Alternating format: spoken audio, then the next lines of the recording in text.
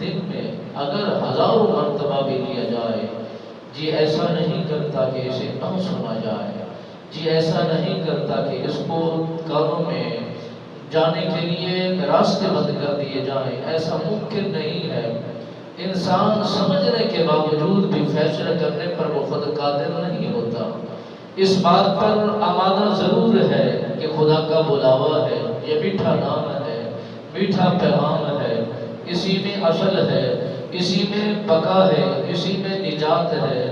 یہ سمجھنے کے باوجود بھی نہیں کرتا۔ اگر کسی کو کہا جائے کہ آیا یہ اعلان کیا جائے کہ فلاں جگہ پر فلاں چیز بانٹی جا رہی ہے، تو یقیناً وہ دھوپ نہیں دیکھیں گے، وہ طوفان کو نہیں دیکھیں گے، وہ مشقت کو نہیں دیکھیں گے۔ جس طرح کے پچھلے دنوں میں آٹا بٹ رہا تھا تو لوگوں کی لائنیں کتنا طویل تھی،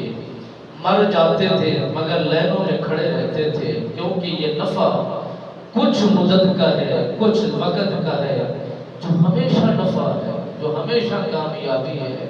جس میں ہمیشہ اجر ہے، اس کی طرف لوگوں کی توجہ کتنا ہے، لوگوں کی دل راغب کتنا ہے، لوگوں کا ذہن اس طرف کتنا زیادہ ہے۔ اسی بات پر اگر غور کیا جائے تو انسان کے لیے بہت سارے سبق مالک بے نیاز نے رکھے ہیں۔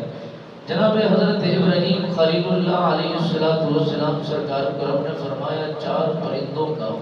انتخاب کرنا تمہارا کام ہے، ان کو ہلانا تمہارا کام ہے، ان کو بولیاں سمجھانا اور سمجھنا تمہارا کام ہے۔ اور پھر دیکھو موت اور حیاتی کا جو معاملہ ہے، میں تمہیں کیسے بڑھ کر کے دکھا سکتا ہوں، کیسے تمہیں سمجھا سکتا ہوں۔